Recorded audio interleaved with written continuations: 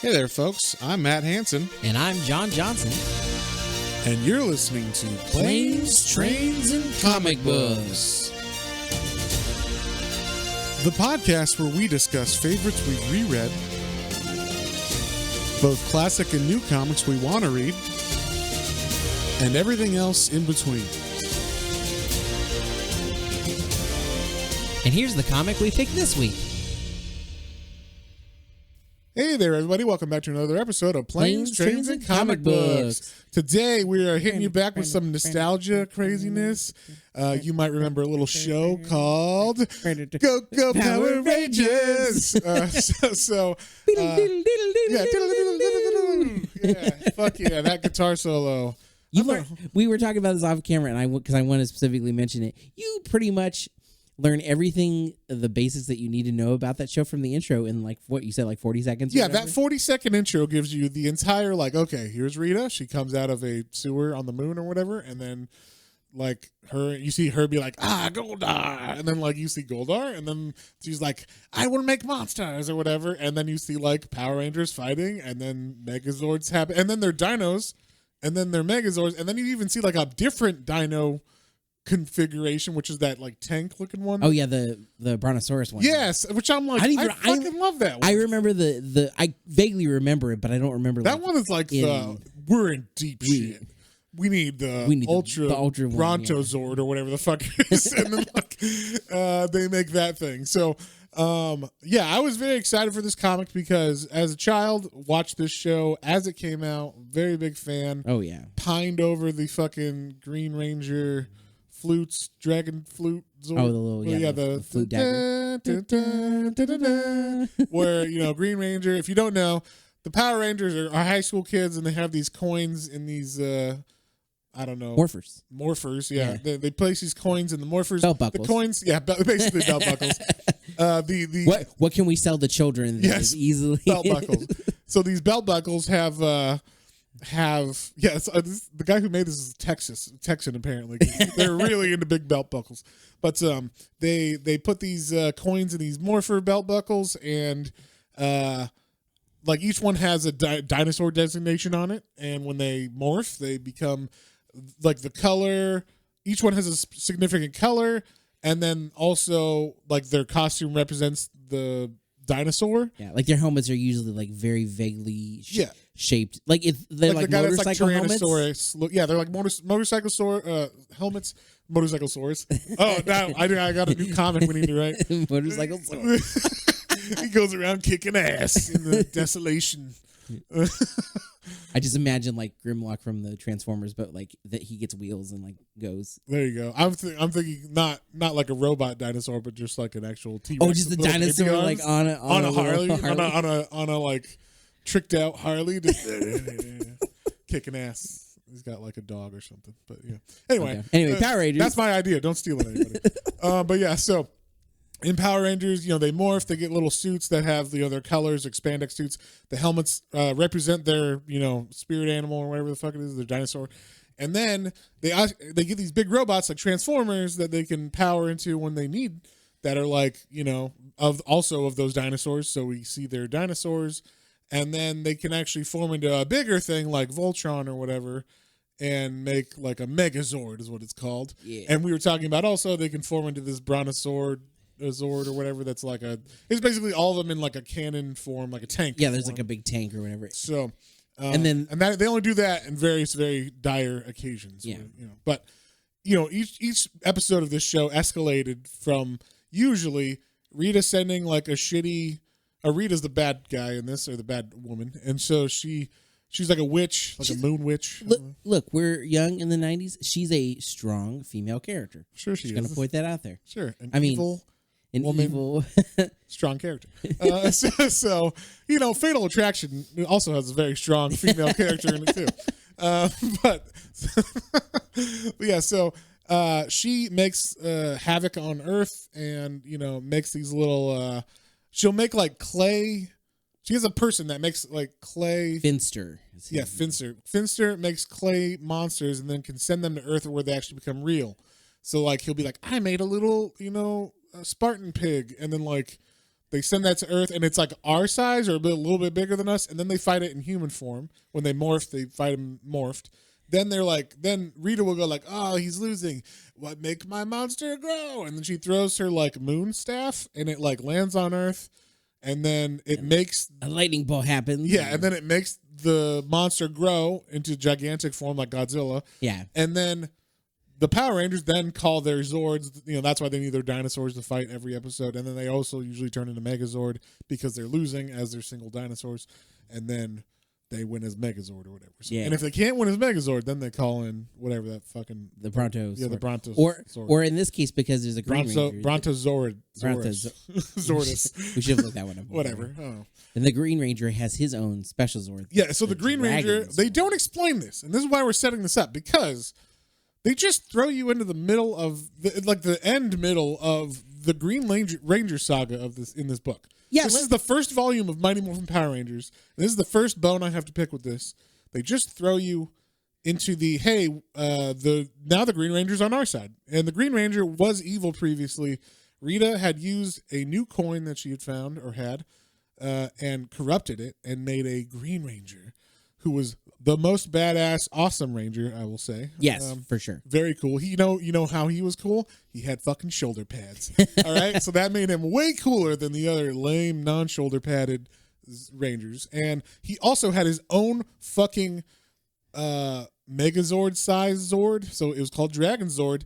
And he would call that Zord with his dagger flute. He had a dagger that he could also play as a flute. He'd blow into the side of it. You know what's badass? A flute. Yes.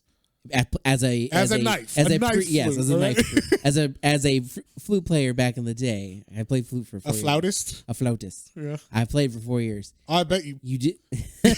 John used to smoke a lot of flutes. Wow. You don't know how badass the flute can actually be. Yeah, Ron Burgundy used is to right. blow a lot of flutes. Oh my gosh. Hey, What? I'm just... If you want to blow a flute or a clarinet or play the drums, hit them drums. Yeah, you like banging on drums over there. John, that's not a anyway. not a euphemism for sucking dick. Anyway, wow. So anyway, this comic, first bone to pick of it. You know, I was telling John, I am the audience for this book. I was a giant fan of this show as a kid, and you know, I don't understand why they just start it in the middle of the Green Ranger saga. What if you had never seen the show before? If you're like, I heard Power Rangers is cool, you know, I will check out this comic and see if I get the gist issue of it. 1 will set up everything. Yeah. Well, it doesn't, because this actually starts at issue 0, which you would think would even set it up more. And it doesn't. The first page of issue 0 is the Power Rangers looking like they're fucking dead, because there's like the Green Ranger's sword is sticking in the ground, almost looking like it's stabbing one of them. And then all of them are just, you know, out on the moon. I mean, I was like, or wherever the fuck they fought. It looks like the moon, but, and you know, Rita's like, my Green Ranger, my prince, today is the day, you know, blah, blah, blah. And it's like, okay. And then if it just cuts to now this guy that we, you know, have been set up to see as, his name's Tommy, she calls him. As we see, he's like, beat up the Power Rangers or like killed them, we think, from this first page. And I was like, I don't remember that. And then now they're friends. Now they're all in high school and they're friends together. And I'm like, wait, what was that first page and what is this page? Like, there's no in between of like what happened. No, it's just him being like, I gotta go to school today, and like, yeah, the Red Ranger picks him up. Yeah, Jason. And yeah, Jason the Red Ranger. Yeah, and he's like, "You doing okay, man?" He's like, "Yeah, just I got like I can't get out of my head. Got a headache." And he's remembering the fight that they all had when he was bad. Yeah, because Tommy was evil for a while, and you know, it's kind of like the coolest, biggest storyline in the show. So yeah. I mean, like, I feel like they should have just started it at the beginning of that. That literally should have been like, yeah, this first trade would, if they wanted to start anywhere, it was like, there's a team of teenagers, and where this hip new teenager who also becomes a Green Ranger. Here's what you do. Here's what I would have done. Now, I am, you know, not a comic book writer professionally or anything, maybe as a hobby, but like, but they definitely could have done the Green Ranger saga starting at issue 1, like at the beginning of that, and had Zero be like the setup for who is Rita, who are the Power Rangers, where did they get their powers, that guy kind of the say 40-second theme song of the show could have been this Zero issue. So that would have been nice. I don't know. I mean I know it, but like I want to see it in comic form, and also like I just feel like they could have expanded on it, because all we know is the 40-second intro. So they could have made like a cool, there's a lot of stuff to fill in there that you can just make cool lore. How did Rita escape on the moon sewer? What did it look like in the sewer moon or whatever? Like where was she being held? Is it like the end zone or the phantom zone or whatever, where it's just kind of like, space where you're floating for all the time, or what is it? What is in there? Is it prison? Is it hell? Is it what? So that kind of thing. Like they could have expanded the lore. Now maybe they do later on in the series, but I just think that should have been like Zero issue as that. Then and the whole time in my head I'd be like, and again it sets up her being like, oh man, she escaped some kind of prison. Like, oh, she's bad. Like she was bad that she was in a prison. We get who she is, or in this you're just like everything. You remember that show you watched when you were 5 or whatever, and I'm like, yeah, I do, but like also let's expand on the lore a little bit or something. I don't know. So I was just kind of like, okay. And then we get like the kind of crux of this whole storyline is so Tommy is new, was a new kid. He's been there for a couple months now. Yeah, a couple months. And he has gone from evil enemy to that where the Rangers had to fight him to newest member of the Power Rangers, and they're not sure if they fully trust him yet. Yeah. Some do more than others, and some don't. So like Zach, the Black Ranger, is also like very against him being on the team, or like he's the most vocal about like, we don't know who the fuck this guy is. Like he just showed up 2 months ago. We don't know who he is. We didn't know where he comes from. He says he's been all over the world or whatever, but we don't know who he is. We had to fight him. Yeah. Like, and then like all of a sudden he's just like, oh, I'm okay, guys, don't worry. And we're like, yeah. And then like Jason, who's the leader, he's the Red Ranger. He's like, I want to trust him, and I'm giving him the benefit of the doubt, but also I don't trust him, kind of thing. But he's like, if Zordon, also they don't set up who Zordon is or anything. So like you were saying, like, why is this blue face talking? Who's this giant blue face in this tower that talks to them, this little base? So Zordon, is at the Power Rangers base, and he's like the Wizard of Oz face. Exactly, that's perfect description. And he's like he's a being in like a phantom zone or whatever that can transmit his person to them. And he's like their leader. He's telling them, he's like, watch out, there's evil coming. And I have a bad feeling about this, Rangers. He's just like their, and was it Oracle? Or basically. Yeah, and then they have like an annoying trusty robot that's there too. Alpha 5. I was kind of surprised he did not say I. Yeah. That would have been funny. But he doesn't even say that. Yeah. I don't know if they didn't do that because, I don't know, like just it's lame or something on the comic. But there were things I liked about this comic that I was like, yes. And things I was like, why are you doing that? Why did they do that? Yeah. But I did like, one thing that I did like is they do update everything. So all the kids, it is modern day-ish. So it's somewhere between 2008 and 2017 because this got printed in 2017. Also, I should say, the writing is done by Kyle Higgins, who he did like Nightwing when I like in the mid 2000s when I was working at the comic book store. So he's definitely like kind of a bigger writer. I remember a lot of people liking that run. And then the artist is named Henry Persetia. Yeah. Which I thought the art was pretty fantastic. Yeah, the art was great in this. So also the covers. The covers were of these books were like if I'd had no idea what this book was about, other than I grew up with the Mighty Morphin Power Rangers, and I walked into the store and I saw that cover, and then I opened the book and was like, oh, the inner art's good too. And I saw the Green Ranger and shit, I'd be like, I am buying this. So that is pretty much, I would have bought it probably just on the cover being badass, because the cover is them with like their weapons and everybody, looking ready to fight and shit. So yeah, every cover. Fucking lightning bolts, all this shit. Very cool. Every cover of this is fantastic. They all feel like posters like that kids would have had on their walls. Like, yeah, if I was a kid, I definitely would have bought every issue of, they had like head, just the heads of each, or the helmets of each of the Rangers on each issue. And I definitely would have bought that variant and then had them all on my wall. Oh, yeah. Because that would be fucking awesome, and just frame them or whatever, So that's how you do variant covers, my friend. Especially for like what's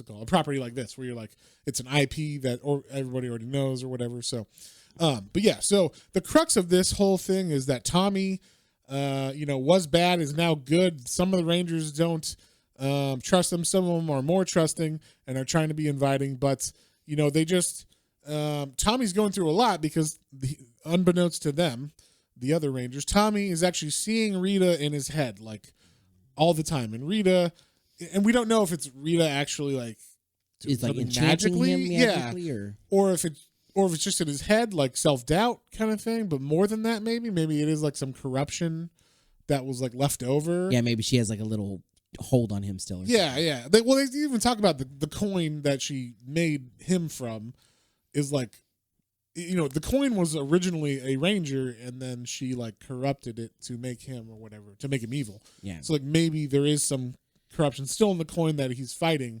Yeah, and they say there's specifically some kind of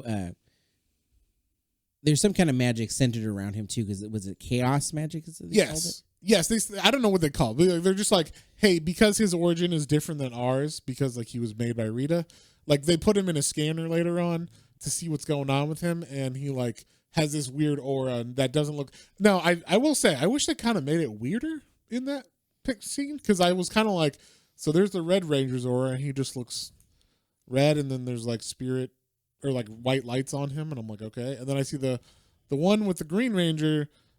I thought looked fairly similar. There was a little bit of like crackling coming off of him, but I'm like, they should have made it like way more fucked up or something, you know? So like way more distorted or something, like fuzzy, or like his body's like out of alignment or some shit. I don't know. Something that described it better, that he was going through all this shit. But like I said, the reason why I don't know when this takes place exactly is because they talk about things like pushing notifications to each other. Like Billy the nerd, he's the Blue Ranger. He's like, hey, everybody, didn't you hear about that test?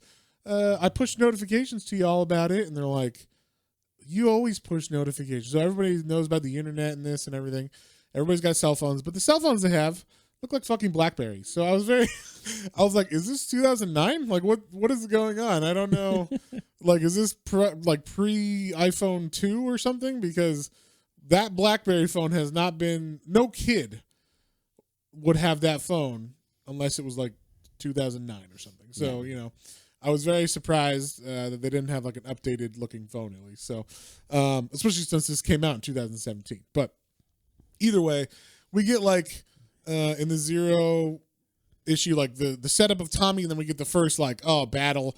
They're in school, and then like they're about to take a test, and then all of a sudden monster attacks, and they're like, everybody in the school's like, there's a monster attacking nearby. Everybody get in the gym or whatever. And they're like, oh, it's our turn. And this is the thing I fucking actually loved about this series that we read, this trade. Every issue where they do their transformation, it shows a whole page when it's morphin time. Yeah, when it's morphin time, and it actually, this is great because Jason actually says, "Everybody get ready, it's morphin time," and then you see the mastodon, pterodactyl, triceratops, saber-tooth tiger, tyrannosaurus, dragonzord, and so then they do their whole pose, and then like they're off to fight or whatever. And I was like, I fucking love that. So this page I would love to own. If they, if it was ever on sale and I could buy it, but it's probably worth like $10,000 or something. So, but yeah, I love this page a lot, and that's for all you who don't know. We will go through the characters. Zach, the Black Ranger, is Mastodon. Kimberly, the Pink Ranger, is the Pterodactyl. Billy, the Blue Ranger. Billy is Blue Ranger. He is Triceratops. Trini is the Yellow Ranger, and she is Saber-Tooth Tiger. And Jason, as formerly mentioned, is the Tyrannosaurus. He's the Red Ranger. And then Dragonzord is the Green Ranger. And he is the coolest, baddest motherfucker in the thing. So by far. And all you Jason fans can shut the fuck up about that. So so yeah, they're fighting this monster that is powered by like a gem that like it's like Rita made this monster just to get defeated, but it like basically had a gem inside of it that like I guess the Green Ranger awakened, then it gets power from the Green Ranger every time he fights or gets angry. Something like that, yeah. So like, yeah, basically this fight was like meant to lose, but it was meant to get its power kicked off and started of this crystal, because the Green Ranger fights him and then it like kicks off and starts. So kicks off this crystal, like sucking the energy from him or whatever. So yeah, and this is where we also get like, oh, Jason gives orders and he's the leader, obviously, and Tommy, the Green Ranger, is like, I got an idea, and then he like attacks this thing first, which is what powers that crystal after he defeats him. And then also we see Tommy's getting all fucked up because in his head Rita's like, you're no good, You're not good. they don't like you, like what if you fuck up or whatever, and then that makes him fuck up and he freezes because like I guess the Zords are like connected to your brain or whatever as well. So like if you're having trouble or you know if you're having emotional issues, your Zord is also having emotional issues. So like it will not function correctly in battle. So basically Dragon Zord accidentally hits the bridge, collapses the bridge for all intents and purposes, doesn't kill people. I guess Kimberly saves like the people that are falling. Yeah, she breaks away. Which I thought that was cool. Okay, so one thing about this comic that you never got from the show is, and this is what I was excited about when I read this, is you never saw them break apart after they were Megazord and like do anything with their dinosaur, Yeah, once they Zords. became the Megazord, like that, they fought the monster and that was it. And you usually fast from there because they usually pull out his sword and it'd be like, and you're done. that's the end of it's the end of the episode. The budget's been spent. We just need to slice the bad guy once again. And if you don't know, this show is actually what they did was they took an old Japanese show. I don't know what it was called. It wasn't called Power Rangers, I don't think. Yeah. And then they intercut action scenes from that show where everybody's covered head to toe in their costumes. They're like, Mighty Morphin Power Ranger costumes. And so you couldn't tell who was who, but you just saw the colors. Then they intercut that with white high school kids, or like not white kids, but like high school kids from Southern California.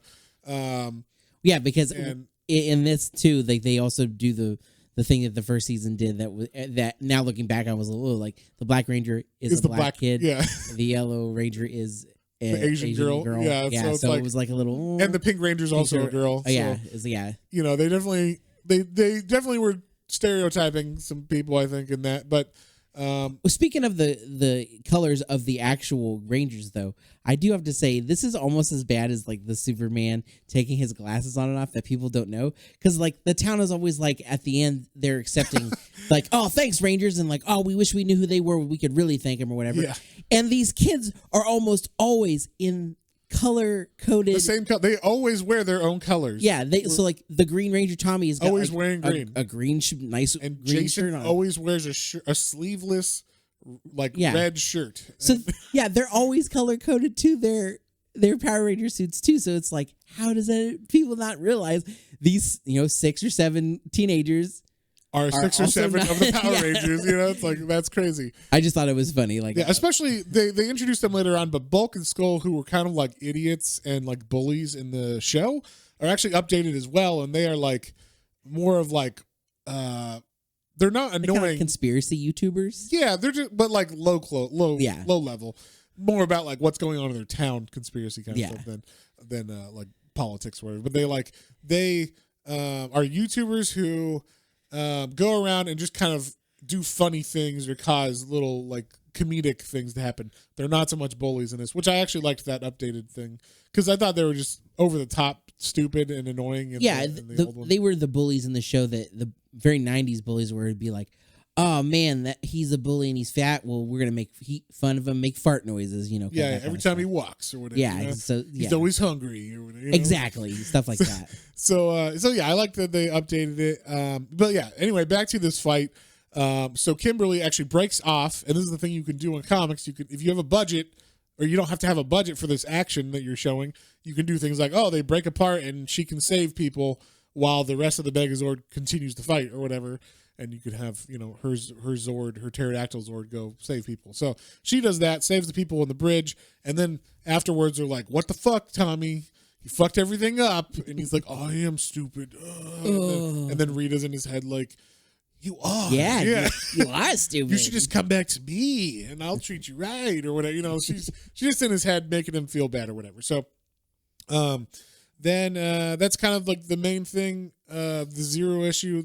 And then the setup of Rita has to send one of her, what's her name? Scorpina. Who was a henchman I didn't remember, but John did. I like vaguely, like the name and the outfit. I'll say hence person. We'll be person, yeah. Looked kind of familiar. Yeah, because like this one had all the main ones at some point in this. You've got Finster's, the guy who makes the monsters out of clay. Then you had you had Goldar for a tiny bit. For a tiny second. Who I was like, what? Goldar I actually liked a lot when I was a kid. Like I thought his design was cool. Yeah. I kind of, you know, I want to know. It would be cool Goldar to, like, was one of the ones. more in the I liked his voice because he would like, Ranger. Yeah, I liked his voice, and then he was cool looking. He kind of looks like what do they call the? He looks like an Egyptian. Like he's got like the Wonder Woman suit on from the new movie. Yeah, basically, and then he looks like the god of Anubis, like Anubis. Yeah, what he's supposed to be, I think. And yeah, exactly. I was trying to remember Griffin. There you go. That's what I think. That's kind Griffin. A Griffin. I got. Yeah, I think kind of a model there for that. And then you had Babu and Squat. That's the blue. Yes, I forgot about the blue guy. It's basically the bulk and skull of Rita. Of Rita's, yeah, exactly. That's perfect. But they were still as silly, not as bumbling, but they were still fun. I thought. So, she sends Scorpina to pick up the crystal that is now was in the river or whatever. After this fight, and then she's like, "Yeah, now it's all charged from that Green Ranger fighting this monster." Now it starts the charge. So this thing has to build up energy. So that's like the whole crux of this thing. Basically, they're just trying to get Tommy. Rita's trying to get Tommy to fight so that this crystal will get charged, and then they can do something with it. Yes. We don't know what yet. We don't know what, and I'll just say it right now. This fucking thing ends before you really find out what the fuck that is. Like, I mean, it does show what, comes from it, but it's also like... But they'll be like, it comes from it, and then you're like, to be continued. Yeah, and then it's like... They leave you on the cliffhanger. And it's like, what the fuck? So, it's basically, that's what it is. Like, the whole crux of this storyline is just Tommy's going through issues with Rita in his head. Is it real? Is it not real? Is it corruption, or is it just in his mind, or what is this? Is it magic or something? What is this hold over him that she has? And then the Power Rangers arguing between themselves, like, how is Tommy? Can we still trust Tommy? Can we trust him? Could we trust him in the first place? Maybe he's just a secret agent now, a double agent.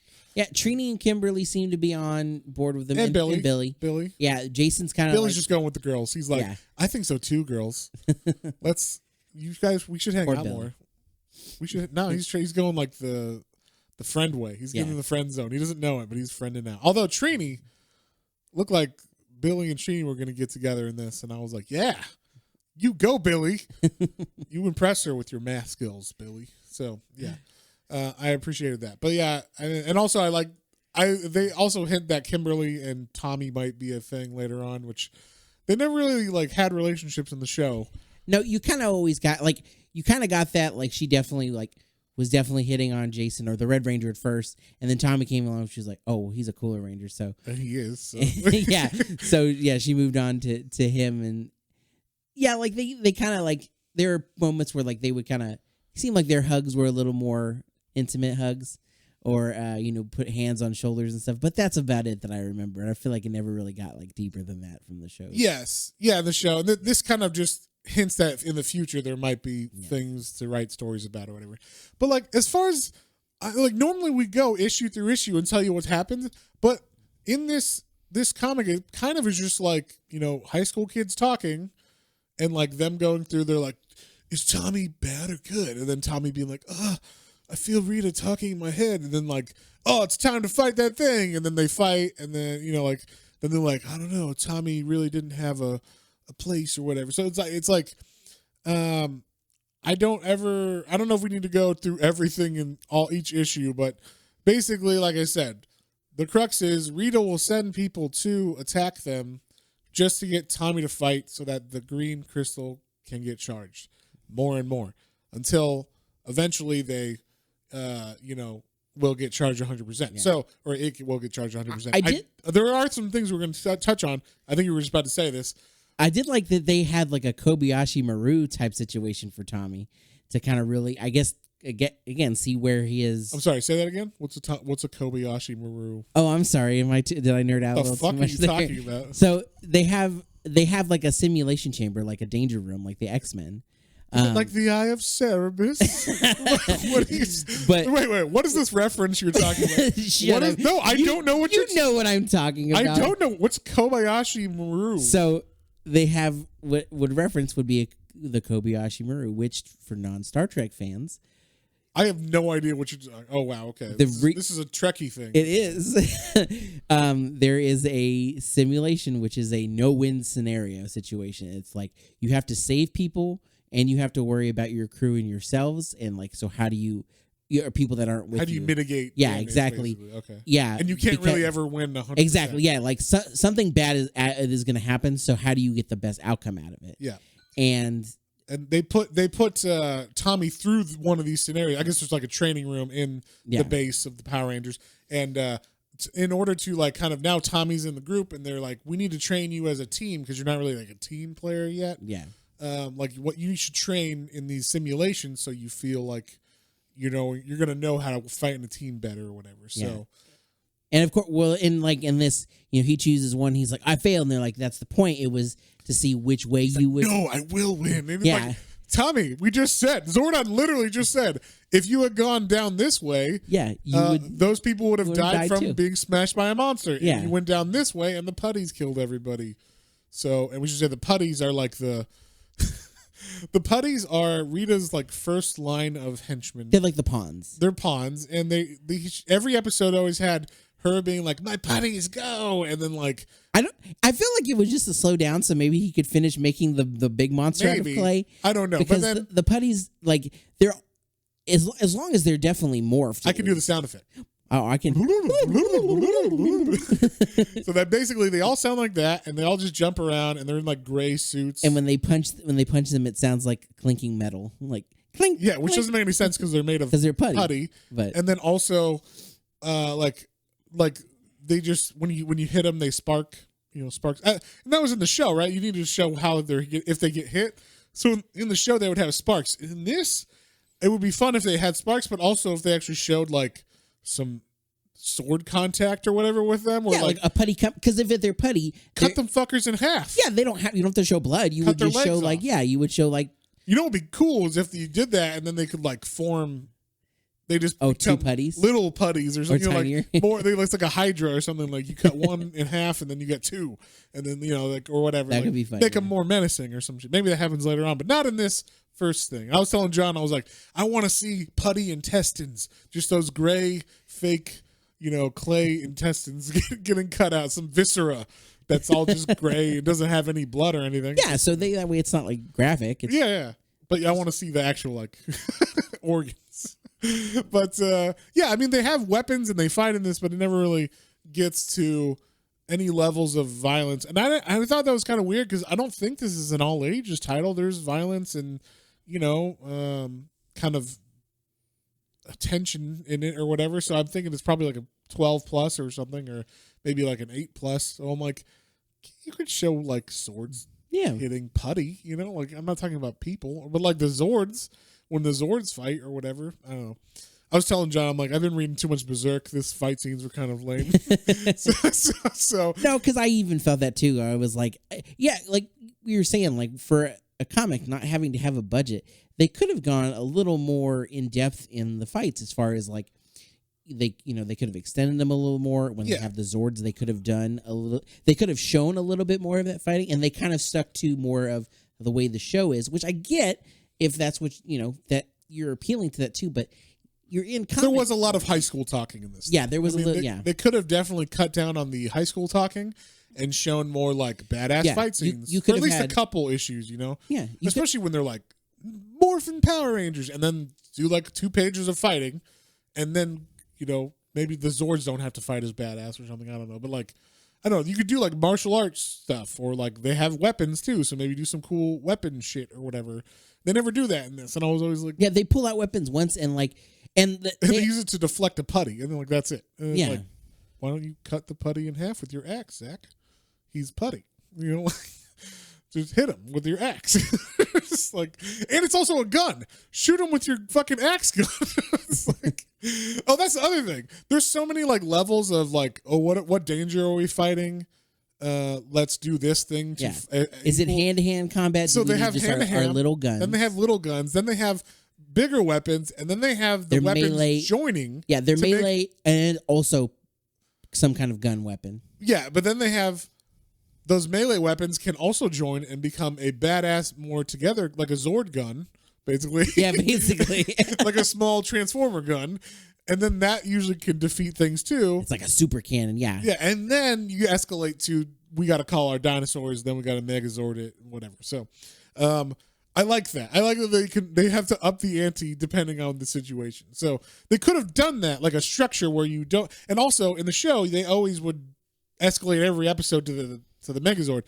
Well, in this, I would have it like maybe this one didn't need that. Maybe like she fucked up or whatever or something.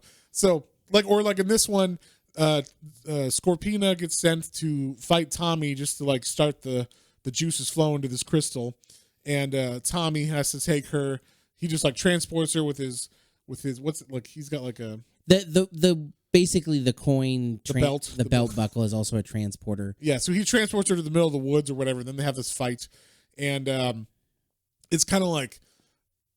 I don't know. I just thought like, oh, that would be a perfect time for them to use, I don't know, their fucking gun weapons because they have them and, or just their weapons in general or whatever. Let's show what they can do that we could never show in the actual TV show. Yeah, they're fighting, but then she calls a bunch of putties come. So it's just Tommy with a bunch of putties. He definitely could have, like, I think he does take out his dragon dagger at one point, but like you don't really. But he doesn't use it. Yeah. Does he? Oh no. Does he actually cut off? No, I don't think he uses it for anything. I think he just. Sorry, I'm getting once again Berserk. I'm getting confused from Berserk that I was reading. But yeah, I don't think he ever uses the dagger other than just to call Dragonzord. It's more, when he pulls it out, it looks like more maybe it's to block once or something, but it's not like he doesn't use it as an actual dagger. Yeah, no, he never does that. So, but once again, like whenever someone transforms, I am fully like, yeah, because I hear the music in my head. So there definitely is something in this book that speaks to me. It just never went to where I wanted it to go. And it always just felt kind of like not pushing the things I want to see in a comic. Like I said, there's a lot of talking. There's like a whole scene where, and I was like, why is the scene in here? But like, there's a scene where Jason teaches, he's getting done with his karate lessons because he teaches karate to like the Y or whatever. And like, him and Kimberly are talking about that. And I'm like, okay. And then like the sensei of the gym comes up and is like, hey Tommy, or hey Jason, you and Tommy should train. He's like, oh, I don't know about that. And so like it's just kind of like, well, I mean, you could have that be like 4 panels or something instead of like 3 pages of dialogue or whatever. Like, and have the scene before be a little bit longer of fighting cool shit or whatever, I don't know. It just seemed like why that doesn't need to be here. Why don't we have like more fighting going on kind of thing. But yeah, so like Scorpina has brought Tommy here Tommy brought Scorpina into the woods after she attacked him. And then the Power Rangers somehow know where he is. I guess Zordon's like, he's here in the woods. Yeah. Kimberly and Jason transport there while they're talking in that little gym or whatever. So I guess that's why you needed to show them. But they could have just had like 5 panels of him teaching the class and maybe getting called and then. Yeah, it was a lot more. It's like 2 pages of talking. And I was like, okay, right in the middle of this fight, because they cut to that and then go back to the fight. So it was kind of like, okay, that didn't need to be there. And then Zach shows up too, and he's got his axe, to which I was like, yeah. And then he doesn't do anything. He just literally blocks a putty with it a little bit. Whoa! And then like, let's get out of here. Let's run. We don't have any way to fight these guys. And so yeah, it just kind of like nothing really happens in these fights, and I was just always kind of like disappointed until finally at the end of that issue, Tommy, like they're all arguing with Tommy, like, what's going on? How come you were in the middle of the woods with Scorpina? Like, I don't know, like they're went into the woods to talk secretly and him give her information or something, even though they were fighting when they showed up. Yeah, exactly. And then like Jason's like, you need to tell the truth. And he's like, I am telling the truth, bro. Nothing's wrong. And then like Tommy just passes out because he's like so torn in his mind or whatever with Rita talking to him. And so this is like kind of the most annoying thing about this comic, I thought. You get the one appearance of Goldar, which I thought was lame. He's in some like weird room, which I remember when he was in this room. Yeah. After he failed getting the Green Ranger, I was like, oh yeah, he was in like, solitary confinement because Rita was mad at him. But like, I would have liked to have seen him in the comic more or whatever, Yeah, So. but that's all they did. They were like, "Hey, Goldar, like it's okay, you'll get out of here eventually." And he's like, "I don't know if I ever will." Then that's it. And that's it. And so, yeah. And then Tommy's having dreams or whatever. But basically, Zordon, he wakes up. Tommy wakes up in the middle of the room after he faints, and everybody's like, "What the fuck was that?" He's like, "I just haven't been feeling right, guys." And like, so then he kind of tells them. I don't know if he tells them right away. Yeah, he tells them right away that he's been seeing Rita in his head, and like she's been talking to him, and they're like, "Oh my God, is this some kind of magic, or is she like making you betray us again, or what's going on?" If you're like losing time or having weird dreams, you don't know what's hallucination and what's real, then you can't really fight with us because you have a Dragon Zord that is the size of a skyscraper, and I can't have you seeing not reality and shooting us or shooting people or blowing up. You have rockets that shoot out of the fingertips. Yes. You have like a drill tail. Yeah, and so like you're going to destroy something on accident, and you're going to be sad about that. So that's basically like. They're telling him that, and he's all sad. He's like, "No, I'm fine, I swear." And they're like, "No, you're not."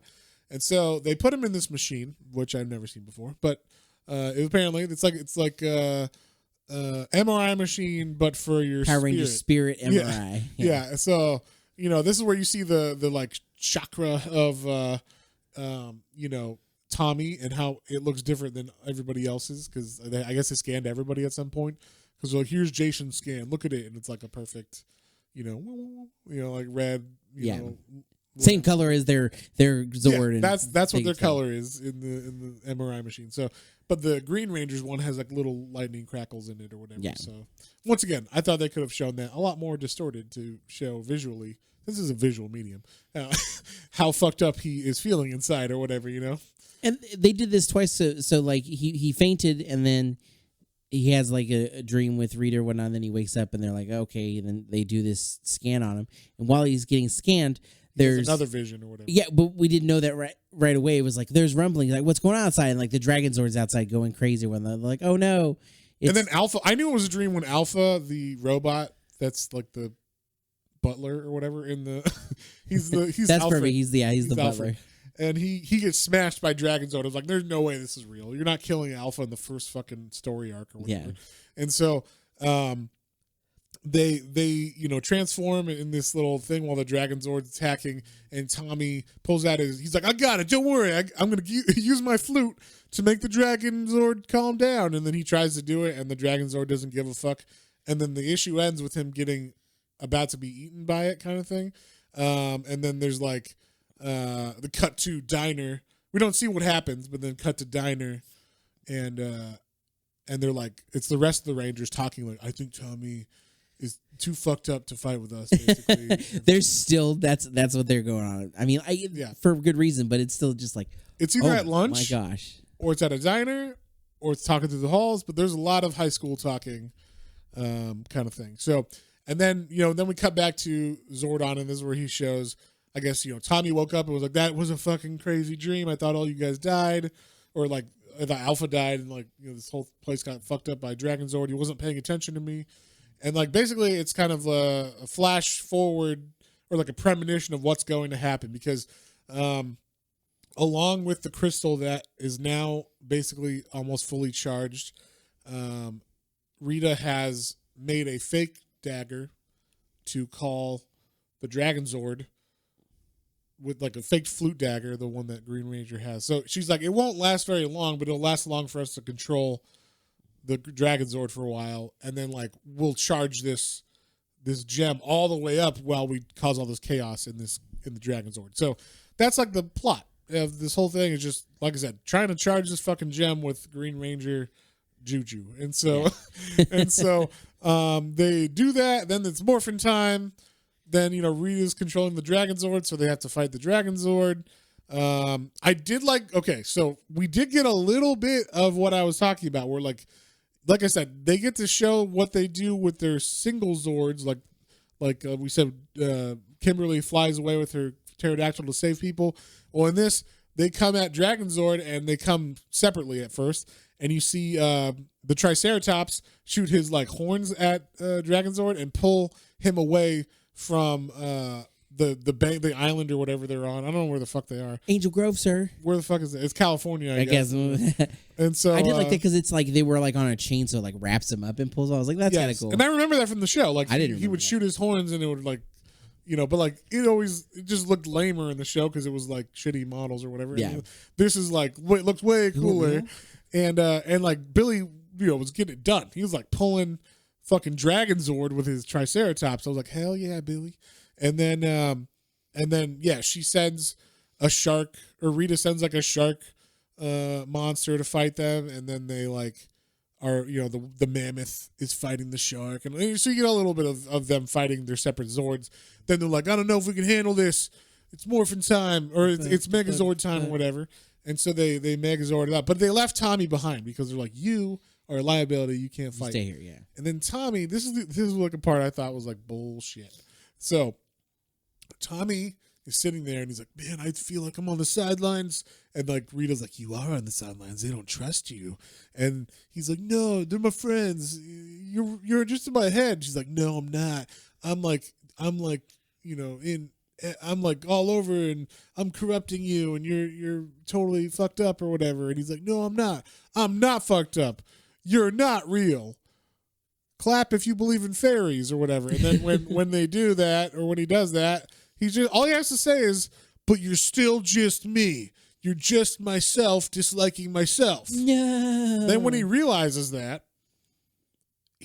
she just goes away. Yeah, he like walks through the image of her and it just like dissipates. And I'm like, so the whole time it was just you being like, you couldn't go to like a school counselor or some shit, or talk to Zordon about this shit.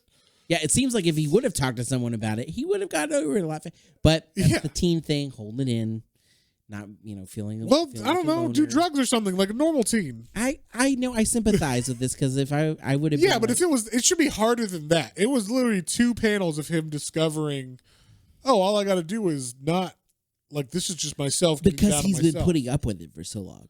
I guess, but like, I don't know. It's when you have that epiphany, you make that realization, like, no, I can do it. I am the best. Have you ever had that happen, John? No. It takes a lot longer than 2 panels. I'll say that, all right? I have had that epiphany, and it takes a lot longer than 2 panels. So, but yeah, I guess for expediency of this storyline, they're just like, yeah, he gets over it real fucking quick. So he gets over his mental break, and then he's like, I can go now. Don't worry, Zordon, I'm fine. And he's like, I don't know if you should. He's like, no, don't worry. Don't worry. It's Morphin time. I know. I just fainted, and you saw I was all fucked up in that scan and everything. But like, it was just all in my head. And I just talked to myself, and now I'm all solid. So I know you don't know that because there's no way to prove that or anything. But trust me. I'm real. And so he Morphin times it. Yes. It's yeah, you get the guitar solo, all that shit. Then we cut back to the battle, and all the Zords are fighting the shark and everything, and then Dragon Zord, and Tommy flies in, lands on top of the head of Dragon Zord, and he tries to play his song with his flute, and it doesn't do anything. Like, the Dragon Zord's like, fuck you, and he's like, oh no, like the evil flute's overriding him or whatever.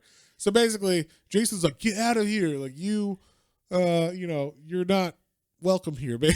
He's carrying the Hendersons in. He wants him to get out of there. Get out of here. Yeah, no one wants you. But yeah, he's like, you're not, you're too fucked up. He's like, don't worry, guys. I talked to myself about it, and myself and me both decided that we were good. Me, myself, and I, we're good. Yeah. All of the me's inside of me are copacetic now, so don't worry. And so, Tommy just disobeys and then punches through the glass of Dragon Zord's eye, which I was imagining he would be like, because, they've already established that the Zords feel pain and shit, right? They're like emotionally connected and stuff. So he punches through the eye of Dragon Zord, and then is able to defeat Scorpina, who's inside of him. And all that nonsense. And I don't know, they just fight and then they win. And the Megazord comes together in the meantime of that. Megazord activated. And then everybody's pissed at Tommy at the end because they're like, what the fuck? We told you not to come. He's like, you don't understand. I had an epiphany and I'm cool now or whatever. And they're like, but there's no way for us to know you're cool. He's like, yeah, but look at this. There was this other dagger. There's a crystal in it, and I broke him. And, like, everything's better now, see? Because I defeated the Scorpina. Yeah. She had this. Yeah, basically that's how he defeated Scorpion. I forgot. He threw the dagger on the ground or whatever and it broke. Yeah, he broke the dagger. It was that cheap toy dagger. That's what it was. And so, but the crystal is still there intact, and it's greener than it has been before ever because all that energy from him fighting for good, causes it to, And now it's right around them, and they're fighting within each other. They're just arguing, arguing. But just that little bit of tension makes it go over the edge, and it blows up inside of, and it totally blows the shit out of the whole base that they're at, and they're like, "What the fuck was that?" And then we get the big bad who comes and is like, "Hello, Rangers. I've been looking forward to destroying you for some time. Who wants to go first?" And then it's like, "To be continued." And you're like, and it looks what the fuck? Yeah, I mean, and it's weird because it kind of looks like it would be like one of Rita's big creatures, but I guess it was part with the crystal and part with whatever. Like I know that she asked Finster to do something. Right, but we don't know what. They didn't explain it. Yeah, they didn't explain it well. All they said was the crystal just needs to get charged. They didn't say it was going to turn into something or release something. Or they needed to throw some of that exposition in there so we know, oh, we're waiting for this big bad to come out. She could say, like, once, like 100 years ago, my henchman got trapped in here and he needs this energy to break free. And, that's all you got to say. Throw that fucking line in there and I believe it or whatever. That's all you got to say. They did not do that. So, then this guy appears and then it's like, to be continued. And that's it. That's this first story arc of this thing. I was just like, what the fuck? You just left it hanging. This feels like it should be. So we fought Scorpina in Dragonzord. That seems like it was the middle arc or whatever. You know what I mean? Like, that should have been the middle. Like, issue that did not feel like an ending arc. Then this guy shows up, and then they have to pull out the big guns, and they fight together, and then they, make Tommy part of the team officially, and everybody's cool. That's how it should end. What the fuck? That's not how you end a story arc. So I was mad about that in this. Very mad, as you can tell. Swearing and all kinds of shit. Throwing shit at stuff. So, but yeah. So. They ruined your Power Ranger. Ruined my Power Ranger day. But, I mean, I was very much like, I'm into it, but I'm not into this. Like they're giving me some stuff I like, and then there's a lot of other shit I'm just like, whatever. Like, let's move on to the, other stuff. So they did some character building that I liked. Like, there was a lot of talking, but some of it was good. Like, you should have scenes where they got to build the characters a lot more than the show would. Because the show would just be like, basically like, what are we having for lunch today? I don't know. Tommy's being weird. Yeah. Oh, putties or whatever, So, like, there wasn't like a lot of character buildup. Yeah. But in this, you got to see, Billy go into the Dragonzord to figure out if Tommy is fucked up because of something in the Dragonzord, and him and Trini are working in there, and that's where they get their little like, no, I think you're cool, Billy. And he's like, oh, really? Like, I'm pretty smart. Yeah, I guess you're right. I am smart. And like, whatever.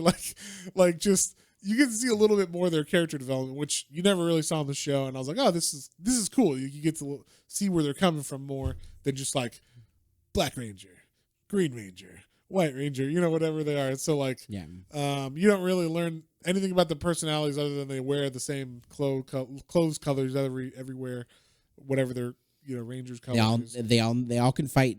And they have an archetype. They all can, Kimberly is like the cheerleader, preppy one, and then like Billy's the nerdy one. Trini is also nerdy, but less nerdy than Billy. And Zach is cool. He dances and shit. Yeah. And then Jason is just like, he's the leader. He's the brutish leader. He's serious, all right? Yeah.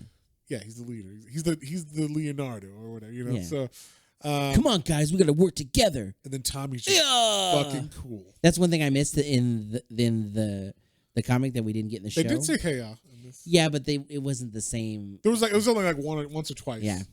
Every time in the show that they would jump around or like throw something or hit somebody, it'd be like, yeah, I can only imagine what most of the because like we said, they had to dub a Japanese show in the fight scenes. So it would be See like these kids in the all these in the kids are sound just booth. like, even like, just doing this thing. And it had to be the same actors so that their voices sounded the same. So it must have been fun. Must have been all right, guys, we can do this. Yeah. And then you just see like the helmets turn. That's how they talk to each other, or whatever. So it was a genius idea, but this comic could have been so much more than it is. But it is a giant hit, like with people who like the series. I don't know if it just gets more badass. Like maybe this was like where it started and it gets incredibly better. But as if this is where it started, I was kind of let down. Yeah, it was a mediocre. It was like you got a little bit of nostalgia, but it wasn't enough to be like. It made me more want to be like, I want to go back and watch like some episodes. Let me go watch the show. Yeah, liking then. Yeah, because I didn't get enough of what I was hoping for. Right, and I was also like, I don't want to read like lunchroom scenes more. Like I don't know if it continues like this, I'll just kind of get bored with it. Is what I kind of thought. And especially if they leave every story arc unfinished, that was annoying. I'm like, just fucking at least add another 2 issues and finish the arc or whatever. Yeah, they literally didn't finish any arc. Like we still don't know where Tommy is with the team. We still we didn't finish a bad guy. We don't know what Rita's the only arc they plan. finished was the guy and why the crystal needed to be charged. Yeah, I guess this guy pops out. That's it. Other than that, but we don't know why. We don't know what Rita's full intention is. Other stuff, closed off or finished from like. It would have been nice if at the end of this day at least the team was together. Yeah, because I'll take the big bad showing up in that crystal at the end without the closure with that if the team was finished, wrapped up together. Like, and they're like, Tom, you are one of us. But now they have to find another big bad and still not know if they're all on the same page. Yeah, so it seems kind of weird that this is the end of the first story arc. And then, especially since it's not like this was like a continuing saga of that. They started in the middle of the Green Ranger saga anyway, so it's like we didn't get the beginning and we didn't get the end. We just got like the weird middle. Yeah, it's part. true. And again, like if you're trying to remember from the show, like, oh yeah, you remember the Green Ranger's cool, but like this also doesn't give you enough to emotionally invest in the Green Ranger as well, because you don't see him have that full, like you don't see him go unless you already watched the show and you love the Green Ranger. I don't see why you would give a fuck about what's going on. Yeah, we have a love of it because we vaguely remember enough from the show to be like, Green Ranger was awesome. He was my favorite when I was a kid. I remember he was bad, then he went good. And like, so we have the basis of that. But in this, it's like, okay, we know he went bad to good, but we don't know truly why or what was the thing that made him go good. Yeah. Like, we don't know any of that. Yeah. So I just felt like they left a lot of stuff out. They left some of the fight scenes. Like, at least if you weren't going to have that closure, you could have had like really badass fight scenes to take place of that. And they didn't really do that either. So there was some stuff, but like I wanted to see more. So, and like I said, if you're fighting putties, they're just made of putty. So there's no reason why an all ages comic couldn't have their limbs getting cut off and shit. And same with the Zords. If you're gonna have the Zords fight, they're just Zords. So show them getting fucking torn apart or whatever. Especially the monsters that they're fighting. The monsters could definitely get like, they're made of rocks or whatever, right? So like, or whatever they look like. Unless they're made of flesh and blood, most of these things are like look like rock monsters or whatever, Yeah, so. Or if they're all made out of clay or whatever, like maybe when like something gets broken off, it turns back into clay or something. So you're like, oh, don't worry, kids. Yeah, it's not that serious. Exactly. So I just thought it was kind of. It never hit anywhere I like close to where I wanted it to get as far as martial arts and all that kind of stuff and the action, and then there's a lot of talking. And there were some things that paid off. Like I liked some of the emotional buildup. I did like that in this, you got to see Rita talking to him, like Ghost Rita talking to his head. But then I didn't like that it wasn't anything other than him talking to himself. Like it wasn't actually Rita. They even say like, oh, is it like a spell or something? I would have preferred if he had to break the spell mentally, and then like Rita, it shows Rita like, no, he's fighting it or whatever, and then like. Him be like, get out of my head, Rita. And then like that, like maybe it is in his head, but it's also her. Yeah, and then like partially he has to fight her. And then once he breaks it, it makes sense why it's literally 2 panels of, oh, I'm over this now because it was a spell from her. But this just made it seem like, oh, he's got the PTSD Yeah, it's done. He's figured it out. Like, like he's got PTSD from doing horrible shit that he remembers that we don't see. They even say, like, you remember everything? And he's like, yeah. And they're like, well, that's tough. It's like, what? What's tough? We didn't see any of that. It wasn't Nom. I don't know what the fuck. You didn't look that bad. You just kind of beat us up a little bit. But obviously we're still alive. So what'd you do that was so bad that gave you so much PTSD that you, like, destroy bridges when you're fighting in Dragon's Ord or whatever kind of thing. So, I don't know. On that note, John, we've aired enough of our grievances. What would you give this one? So, it tickled the nostalgia bone enough, and the art was really good. The art was fantastic. The covers. Yeah, the covers in particular. Yeah. And like you said, there was enough to keep me interested, at least. Sometimes it meandered, and sometimes it didn't quite go to where I hoped the action would. But overall, like, I enjoyed it. I probably wouldn't read it again, and I don't know if I don't know if I want to necessarily, like, see the continuation of this. Like, if I've read every other comic that I have in line, and I'm like, what am I going to read today? And I'm like, I guess maybe this is free on Comixology Unlimited. Yeah, maybe. But like nothing made me be like, I really want to know what happens next on this one. Like some of them that have surprised me have. This is a middle of the road. This is again. Now remember, our middle book is Batman Hush. That was our original, and I think our only 5. We haven't given anything lower than that. I think Batman is a 5. Batman Hush was a 5. Batman Hush is a 5. Oh, and see, now that you said that. Yeah, that's why I wanted to bring that up, because we don't think we've ever given anything lower than that. Well. And that's like this is a readable comic, but it wasn't anything special to us necessarily. There was cool things, but then we had a lot of issues. But it was like, there was a story though, Well, you heard it here first, folks. This is the first one that, and Matt would testify with this, especially if you've been listening along.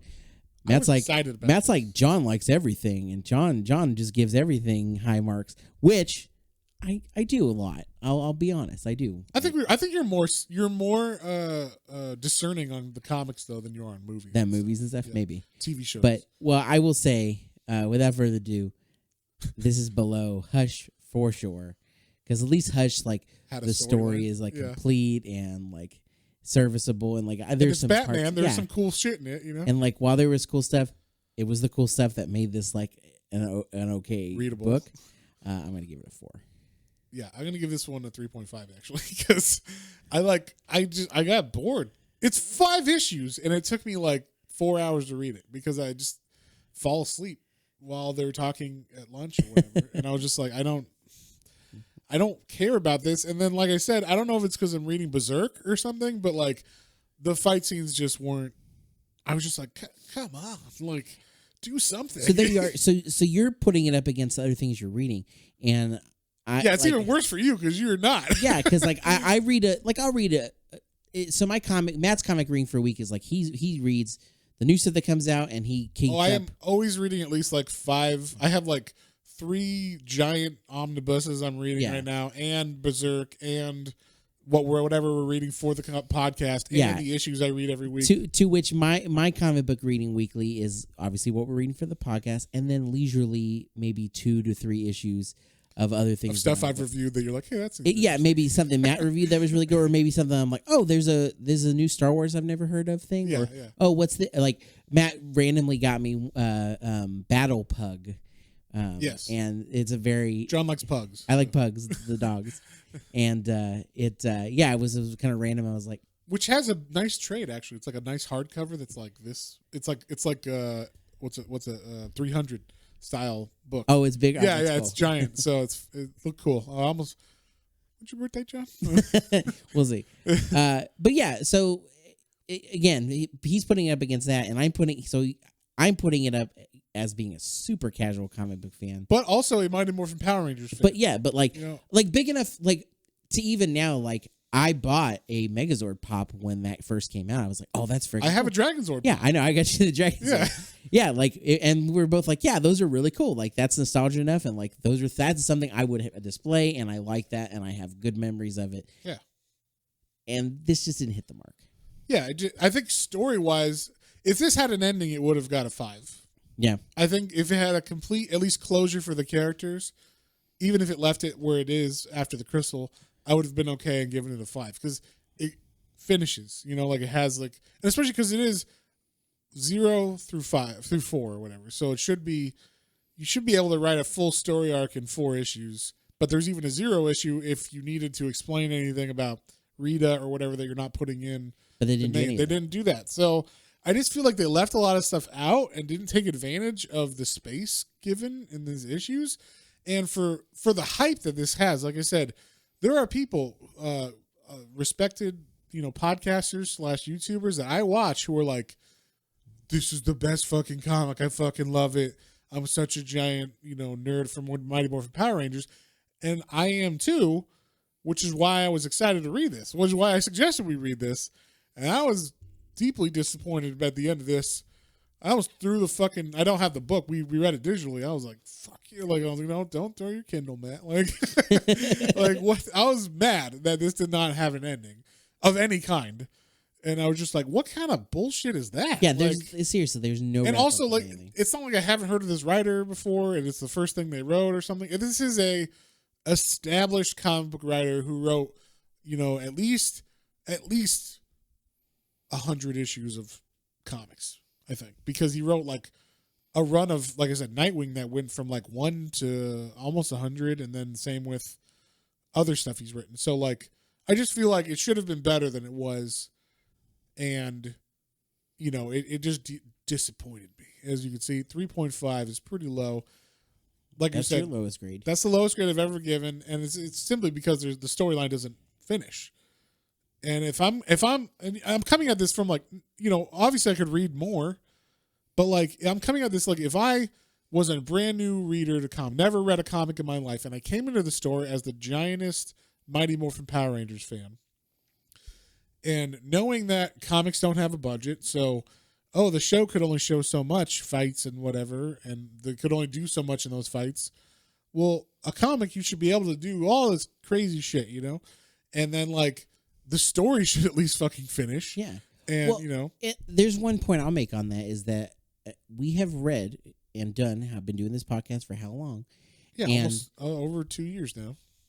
And except for maybe a couple one-offs that like of like smaller issues that we did, or one that were like a multi-part that we did, like all of the comics for that first arc that we read or whatever arc that we read, like they at least finish and has something. Yeah. Whether if there's something bigger that happens because of it, that's why I was saying. That's why I was saying. Okay, the crystal could be hanging because that's like a bigger arc. Yeah. But you have to at least have finished the emotional Power Rangers team setup or whatever. You know, like one of these things has to have closure. All it had to end with was Tommy and Jason doing the like Spartan shake son hand, of a being bitch. Like, like, you know what? I didn't trust you, but like, and I know we can count on you now. Yes, but like, and like, just show some payoff for that. Like, why he thought, like, instead of, okay, he could. This is how it could have ended better.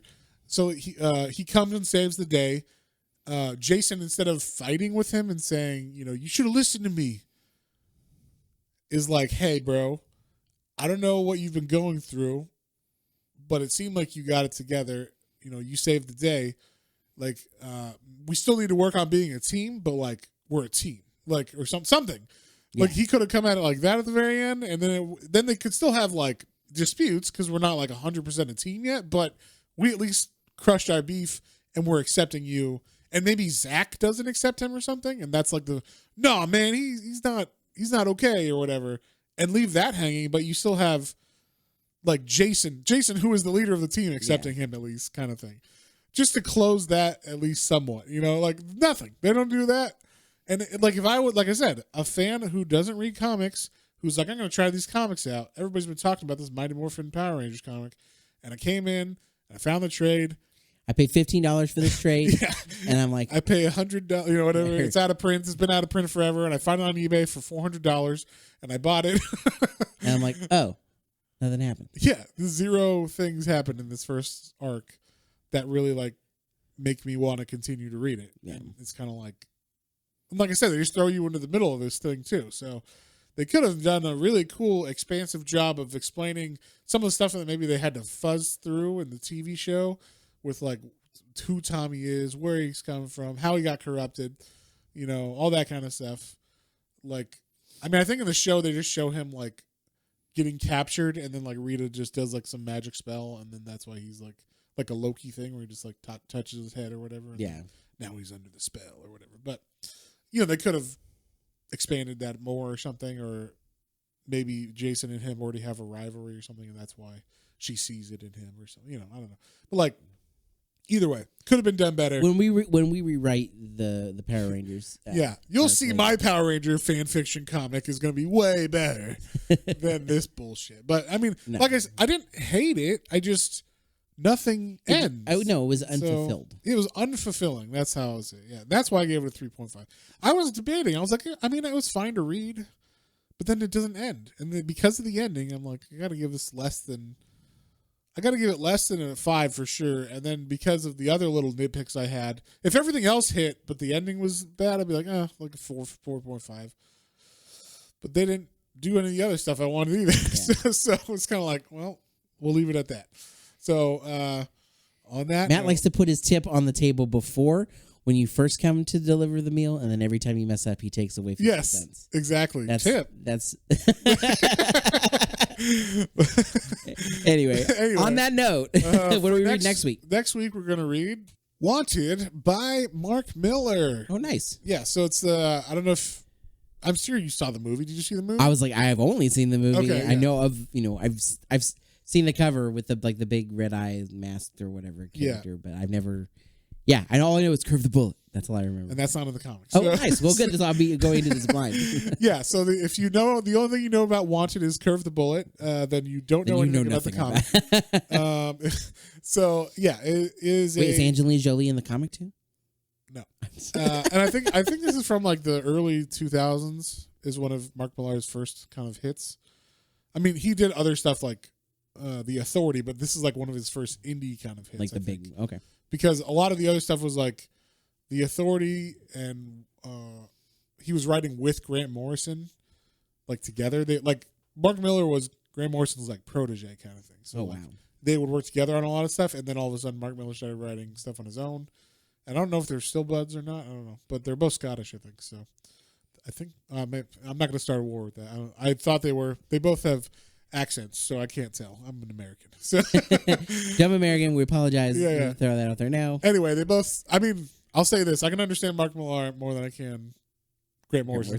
So maybe he's not Scottish. I don't know. But either way, this is like one of his first like forays into indie publishing. And now, if you know anything about him now, Mark Miller wrote Jupiter's Legacy, which is now a TV show on Netflix. He did all that. Kick-Ass, that movie. He did, I don't know. There's a bunch of shit that he's written that's now either movies and stuff. So he kind of made his own little empire out of these indie books that he wrote. Yeah. And so it's kind of interesting to see. This is like one of the first ones that kind of made it. And no one really knew this was like a comic book movie when it came out. I remember being like, does anybody know? And like, no, not really. They didn't really. I mean, it's in the credits, but they didn't really say anything. So, but yeah. So anyway, read that one. Or heroes get spoiled or whatever, or heroes spoil it. Spoil the crap out of it. Yeah, and on that note, if you guys have any comments, questions, or suggestions, you can email us at planestrains.comicbooks, all one word, at gmail.com. And don't forget about our Twitter, our Instagram, and our YouTube channel for exclusive content. Matt is really pumping it out there. Pumping out all the reviews. And also, while we're at it, I think this is our last week. We're going to be running the 100 subscriber giveaway. Yeah, we hit our 100 subscribers, but we don't have as many comments, and we want to make sure trying to make it that fair. We give it fair. So this week, if you comment on any video from the Monsters Review forward, even in our Sunday videos, any of them, you'll be entered in the drawing, and we will. As long as you subscribe. As long as you subscribe, yeah. Subscribe to YouTube and comment. And I'll say we'll cut it off for sure at 110 subscribers, but it looks like we'll probably hit that this week anyway. So. Yeah. So, and we will officially, next Sunday when we release our podcast. We'll say who won. Yeah, we'll do the drawing then. Yeah. Either on the podcast or right after. We'll just say who We'll just do it on Instagram. Yeah, there you go. Or YouTube. Yeah, that's a good idea. We'll post it on our social medias who won. So sounds good. On that note, we'll see you on the next one. On the next one. Bye.